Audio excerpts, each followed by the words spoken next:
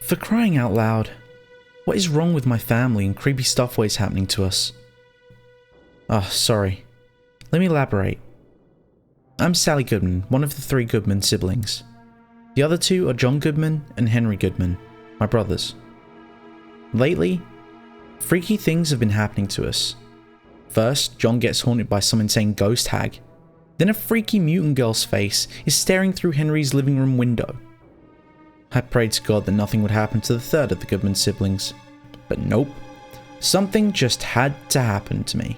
Because I guess the world hates me. Alright, enough with the self-pity. On with my story. I ain't got all day. Well, I'd moved into an apartment in Dayton, Ohio. I was unpacking my things and so forth. There was a small storage room by the patio of the apartment, and I opened the door to put some things in there. It seemed to be empty, so I walked in. Then I looked down on the floor and saw that I'd almost stepped on a black USB drive. I picked it up and stuck it in my pocket. I was curious as to why it was left sitting in the storage closet, and also if there was anything on it. I had my laptop with me, so I decided to see for myself later on after I unpacked a few more things. Well, later on in the day, after I'd done all the unpacking for that day, I got out my laptop and turned it on.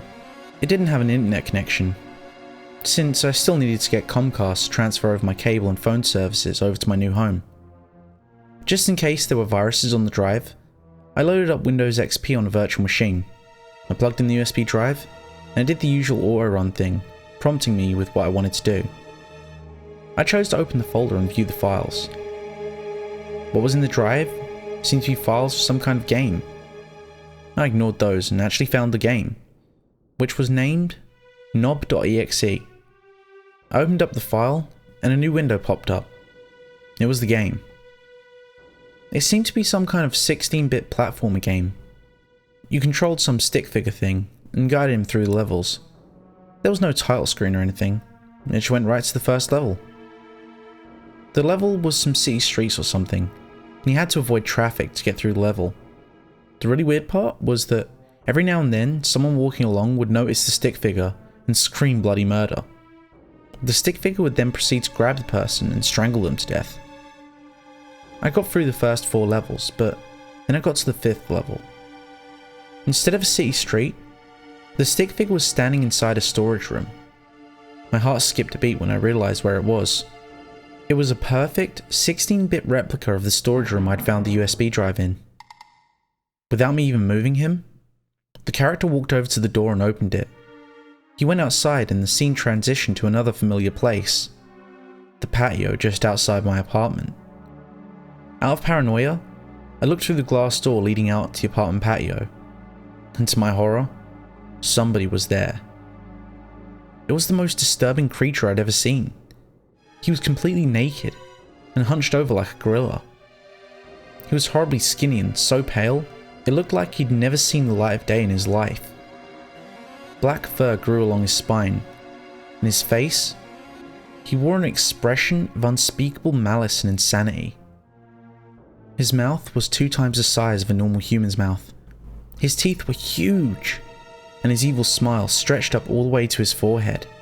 He had long black hair that drooped down to his shoulders, and he had claws longer than his fingers, and they looked sharp enough to cut my head clean off. Then the thing I dreaded the most happened. He looked up at me, with his cold, wicked eyes and that horrible smile. I glanced back at my laptop screen for a second. The stick figure on the game was looking into the glass window door, just as this terrible creature was doing. I looked back, and the creature was beckoning me over with his bony, clawed index finger. The character on the game was also beckoning. I don't want to go to this beast. I couldn't. But I'd lost control of my body. I got up and walked straight into the clutches of that monster. I tried to turn away, but my body fought back. I opened the glass window door and stepped out onto the patio. Being close up to this thing was even worse than seeing him from inside my apartment. He held up a map for me to see, and pointed out some directions with his wicked sharp claw. Then, he held up that claw to my throat. He sliced. I woke with a start, sweating and breathing heavily, heart pounding against my ribs like a hammer. It was just a dream. After a while of just sitting there, I calmed down. It seemed I had fallen asleep sometime while playing the game. I mean, I guess it made sense. I have been having trouble sleeping the past few nights, and I was probably tired. I looked at the laptop screen. Then there was a message saying that the game had encountered a problem and needed to close. Blah blah blah. I became curious about the directions the creature in my dream had given me. They were real directions to a real place, some pond around the area. I decided just for the heck of it that I'd go there tomorrow. I didn't expect to find anything since it was only a dream, but still. The next day after breakfast, I got in my car and followed the directions to the pond. I got there and got out of the car. I skipped some rocks and such for a few minutes, not having much of a reason to stay. Then I started to walk back to the car. But then, I noticed something on the ground out the corner of my eye. I stopped and went over to examine it. It was a wooden trapdoor of some kind. I remembered the nightmare I had, and I'd become quite paranoid. But then I realized how silly I was being. It was just a dream. Nothing bad can really be here, right? There was a handle on the trapdoor that I could lift to open it. Cautiously, I grabbed the handle and pulled up to reveal the darkness below. I needed a flashlight. I thought I had one in the back of my car, so I went to go and check, and sure enough, I found one. I turned it on and climbed down into the darkness below. The space was empty, with nothing but dirt on all sides. But then my flashlight shined on something that made my blood run cold. Something that made me sprint back out of the trapdoor, slamming it shut behind me, and back to my car to drive home and smash the USB drive. And then I burned to pieces. The disturbing part is the hissing sound the drive made when I did this. Like some terrible snake. It was a figure, hunched over like a gorilla. Horribly skinny and pale, fur on its spine, drooping black hair, an insane deformed face.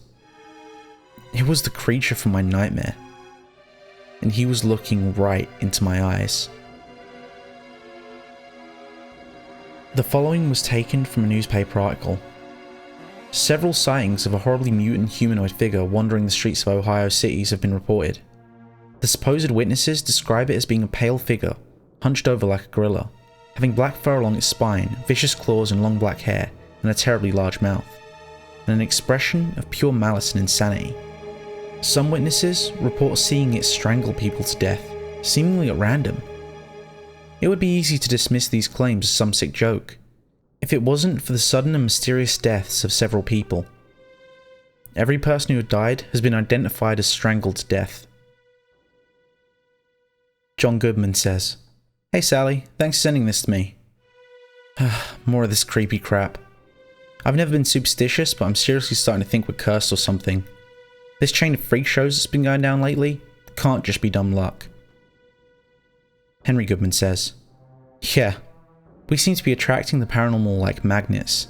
First you, then me, and now Sally. I don't know what's going on, but I hope it ends soon." Anonymous says, "You hope so, huh?" Thank you for sticking around to the end. If you enjoyed today's story, don't forget to leave a like. And if you want to hear more stories like it, don't forget to subscribe and click that bell icon. That way you'll never miss a story. Oh, and if you haven't already, don't forget to follow me on Twitter so you can keep up with the latest goings on the channel.